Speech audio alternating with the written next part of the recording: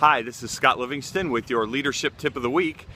You can see here that I'm at beautiful Cedar Point in Sandusky, Ohio, getting ready to celebrate with my family. All of our kids are going to come in and we're going to have a great couple of days just getting some rest and relaxation and actually having a fun time playing. And this week on the blog, I want to thank Dr. Randy Spence, who did a guest blog for me. And he did a great job. If you haven't seen that, you'll want to hop on over to drscottlivingston.com and take a look at what Randy wrote. There's a link there to Randy's blog. And for those of you who really are interested in the spiritual aspect of leadership, I would highly recommend that you follow Randy's blog. He does a great job of linking spirituality and bringing in a leadership component to that topic. As I'm here reflecting, and in the blog, Randy talked a little bit about leaders and, hey, we just have to come to grips that not everything goes our way and sometimes we fail.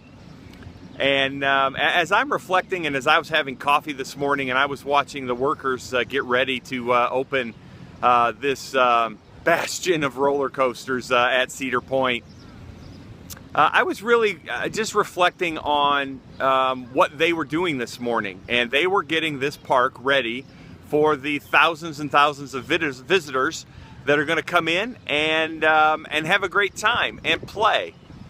And I think that's really important as leaders, that we not only look at our leadership as hard work, but there is a lot of science in the leadership literature on the importance of play. Making your leadership a playground and how that spurs your creativity. So I want to encourage you to do that. I want to encourage you to take a break. The 4th of July is a great time to do that. Take a break with your family and work on your family leadership. So play is important. But the primary thing I was really thinking about were the workers getting these coasters ready for the people to come in today. And they were doing maintenance. And maintenance really has a couple of components to it. The first one is fixing any problems that exist. You may have some things going on, either in your workplace or in your family, that need fixed. Oftentimes when it comes to relationships, that fixing may come in the form of an apology. And if you have done something wrong, if you have harmed someone, I know that there are risks involved for you, but I want you to think about maybe apologizing for anything that you have done that could have caused harm to others. The second thing in maintenance, besides fixing and repair, is prevention. And what can you do to prevent anything from going wrong in the future?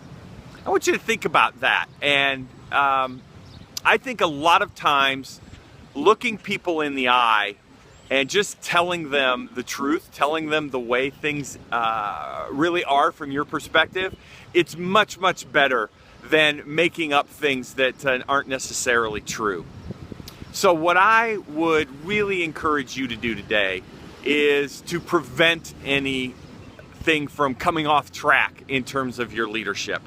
I would encourage you to look folks in the eye and just give them your perspective. And hey, this is Cedar Point, so I want to talk to you for just a moment about your families.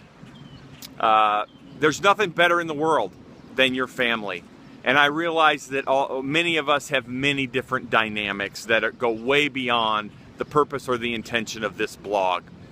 But I want you just to think for a moment about those who are most important to you in your life and look them in the eye and stop and really look them in the eye.